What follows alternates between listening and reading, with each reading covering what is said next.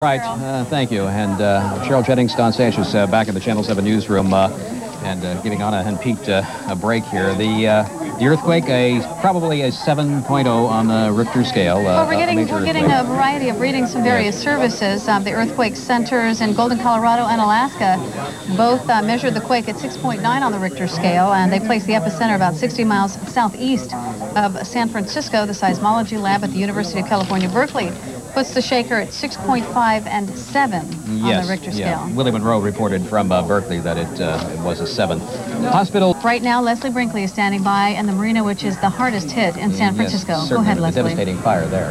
Leslie? This is so much worse than we at first thought. We are down in Oakland. We are at the Cypress Street overpass, the ramps that lead from Oakland onto the Bay Bridge, the Nimitz Freeway. It's unbelievable. There are 14 city block sections of this ramp.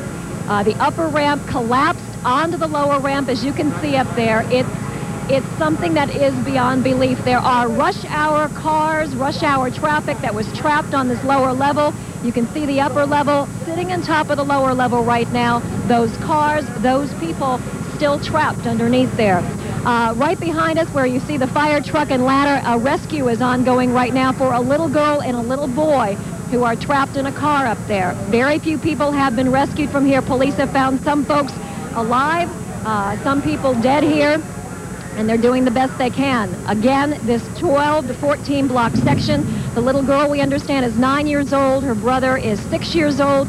And we understand right now that the parents were in the front seat. The bridge collapsed onto the bottom of the car, the middle of the car. The kids were spared, and the two people in the front seat did die. They are still trying to get those kids out right now. We might also add that they're bringing in heavy equipment. They're bringing in jackhammers.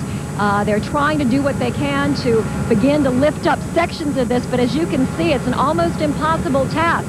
It's going to be months, we're told, before this section of the freeway is even close to opening again. And we just don't know how long it's going to take to get these other people out.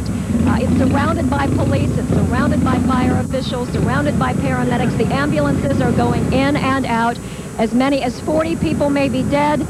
There are some people here that think that figure may even go higher due to the high number of people trapped still in cars, rush hour traffic on the Nimitz Freeway here. Back to you. That was 80. Yes, we're standing here right now where there is a disaster scene unfolding before us. Off to the side here, you can see a column. It's a column of the freeway that actually collapsed here at 880. It gave way. There is a section here from 18th Street all the way up to 32nd Street. This section of the Nimitz, the upper freeway ramp collapsed onto the lower freeway ramp and sandwiched all the rush hour commuters, all the traffic in between. It's unbelievable, 14 city blocks of it.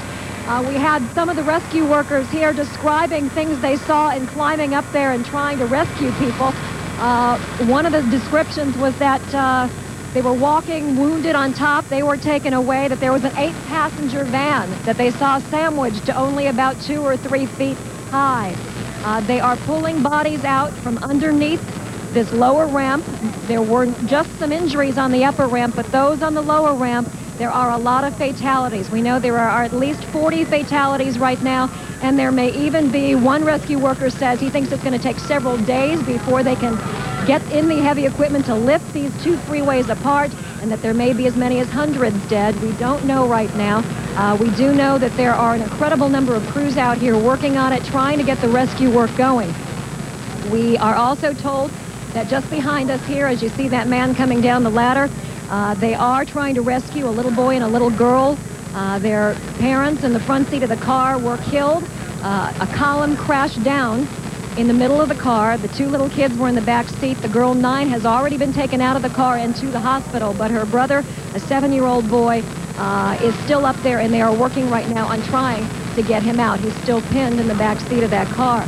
Those children were screaming, but rescue workers I've talked to say they haven't heard a lot of other voices and a lot of other people up on that freeway ramp, although they are climbing up on ladders and on ropes and trying to work their way in as best they can to see if there are any other survivors. It's a ghost town up here. We're on the departure level. We are finally allowed up here. There are garbage trucks and trash hauling trucks that have moved up, and I'm going to show you why.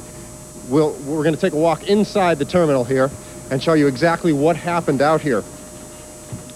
As you can see, it looks pretty much like a war zone. Ron, if you can pan down here, this is all the drop ceiling in the new international terminal. It's that fibrous, like cardboard substance. It's pretty lightweight.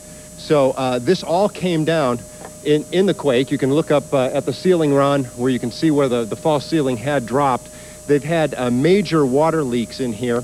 But as far as structural damage goes, they say they have inspected the airport. They can't find any major structural problems in the buildings.